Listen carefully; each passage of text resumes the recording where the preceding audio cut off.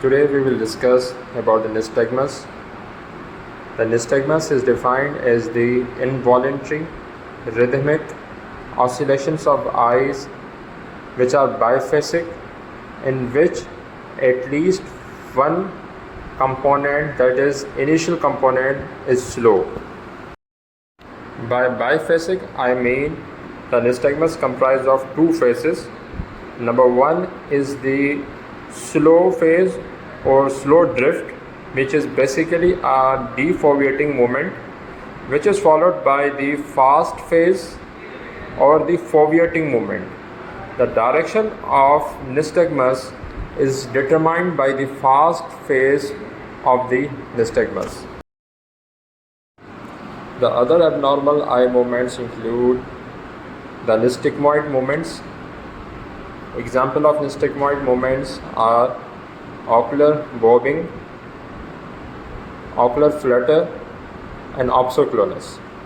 To differentiate this abnormal movement and ocular bobbing, the abnormal movement is vertical, and that the initial movement is the fast phase, and which is followed by the slow updrifting of eyes. Another abnormal movement is ocular flutter, which is the horizontal abnormal movement in which both the phases are fast. And another type is the opsoclonus, which is a multiplanar nystagmus or nystagmoid movement. While describing any nystagmus, 5 components are very basic to describe, which can easily be memorized by mnemonics called DWARF. DWARF.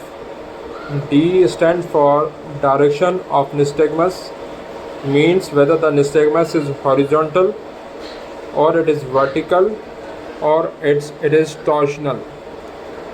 W stands for wavefront, means the nystagmus can be jerky, which means one slow phase followed by one fast phase.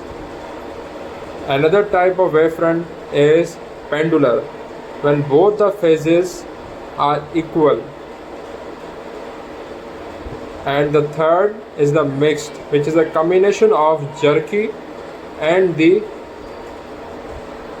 pendular wavefront.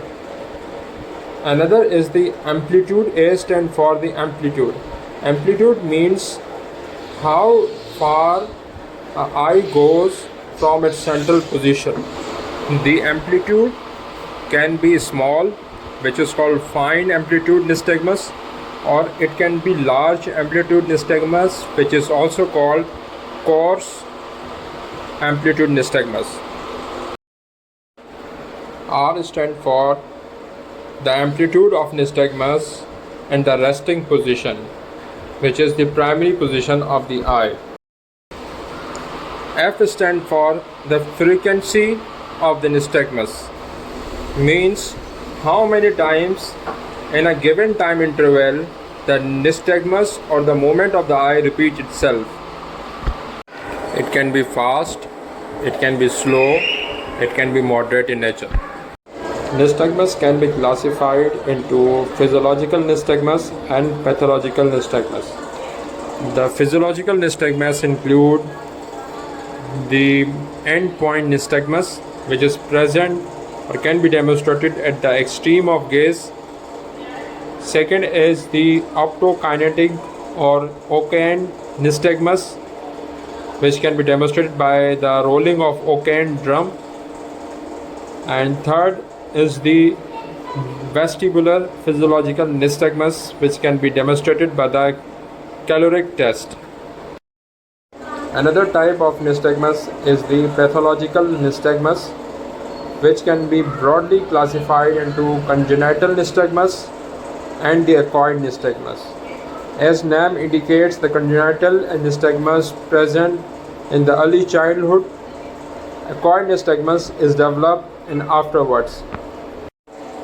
Being an ophthalmologist, it is our duty to deal with the congenital nystagmus mostly, while the acquired nystagmus is usually referred to the neurophysician, as it got many other central nervous system and other organic causes which can be managed by neurophysician in a better way.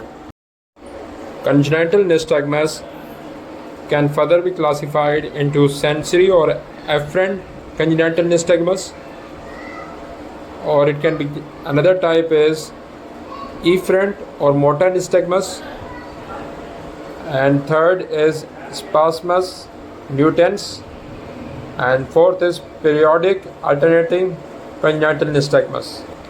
There are certain characteristic finding in the congenital nystagmus. On that basis, we can easily diagnose a case as congenital nystagmus. Of that, clinical features include the number one is direction of nystagmus will be always horizontal.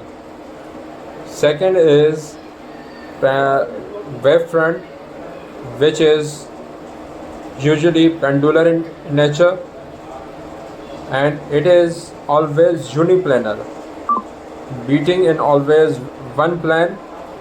It is binocular, present in both eyes, and conjugate, means equal in both eyes. It got a null point.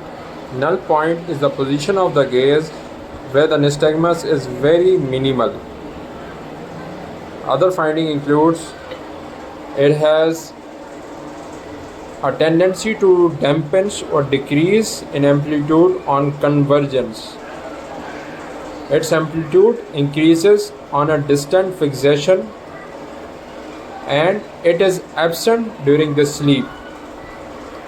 Another important point is the patient will have no oscillopsia, which is in contrast to the acquired or adult nystagmus, in which the oscillopsia is present. Oscillopsia is basically the objects in the visual field appears to be oscillate, or it appears to be moving along with the movement of the eyes, which is not present in the case of congenital nystagmus. Now coming to the management of nystagmus. In the management of nystagmus, we have got 5 elements. Number one is the treatment of the cause, for example, cataract, glaucoma, and squint. Number second is the refractive correction.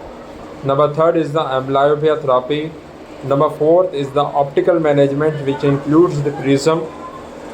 Mostly Bessout prism are prescribed to induce the convergence, as the congenital nystagmus dampens on convergence. Number fifth is the surgical management. In the surgical management, we have few options. Number one is the Custom-Bam procedure, which is done in a patient with abnormal head posture with significant null point. In this, we will shift the null point in the primary gaze, so the patient in the primary gaze will have a minimal nystagmus. Another option we have is a bilateral medial rectus recession. In this, we artificially induce the convergence, and as stated earlier, the congenital nystagmus dampens on convergence. So in bilateral medial rectus recession, we will decrease the amplitude of the nystagmus. If the patient don't have a significant null point, we can even do a recession of all 4 recti in order to decrease the amplitude of nystagmus. So after going through the all details of nystagmus, in your observation in this patient, what were the findings of congenital nystagmus present?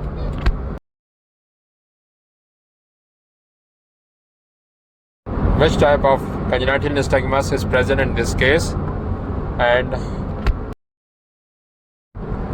how would you like to manage this case in terms of nystagmus management?